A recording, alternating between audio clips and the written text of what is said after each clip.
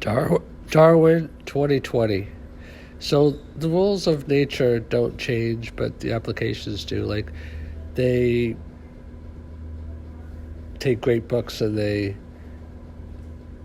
give modern examples. Think and Grow Rich is one example. Some people have even called a couple of my books the Think and Grow Rich for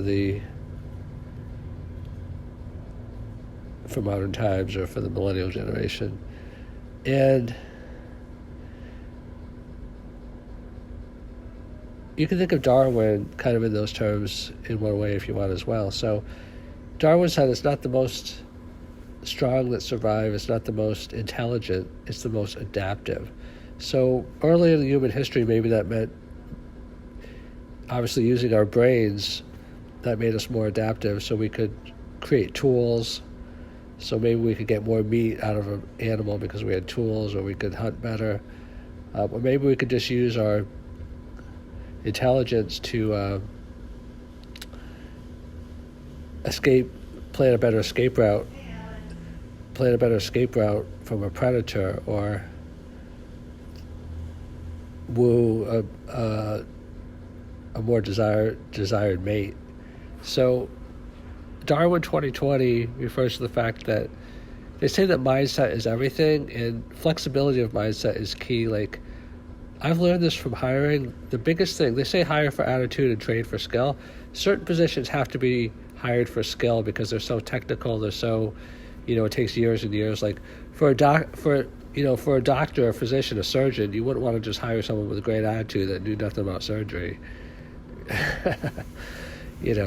But most jobs can be taught and don't require that much previous skill, and sometimes skill is actually a detriment, previous skill experience, because it gets you locked into a mindset of how things are as opposed to like looking at things fresh.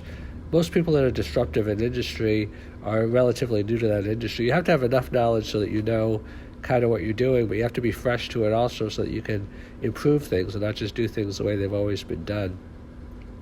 So the mindset for hiring specifically relates to, there's so many people that just say, I can only do this one thing, or I can only do these 5 things, or I identify with...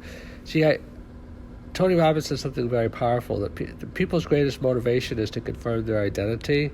If you think you're a strong person, you'll work hard to convince yourself you're strong. If you think you're a weak person, if you think you're a nice person, if you think you're a mean person, whatever you identify with, people want to hold on to their identities and make it constant. So if you identify with a person, these things are not always conscious in terms of how we identify, as someone that is very rigid or just really can do these certain things and can't do those other things, then you won't be that valuable in business.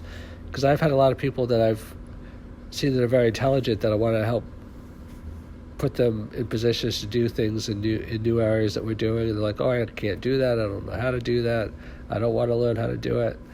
And those people are not very valuable. I mean, people that I have as part of their identity, the growth mindset, Mikhail Dweck wrote that famous book, Mindset. Those people always view themselves as learning, growing, becoming more than what they did yesterday. Like, being successful as an entrepreneur is just about problem solving. Money is just an expression of value. People will pay you money to create value, which basically means just solve problems. And the bigger the problem, the more they'll pay you. Like, the problem of solving breakfast might be like a $10 or $20 problem, or maybe $100 if it's a real high-end restaurant. But the problem of solving global warming, or colonizing Mars, that could be like maybe $1 trillion problem, or 10 trillion or 100 trillion, whatever it takes, solving cancer.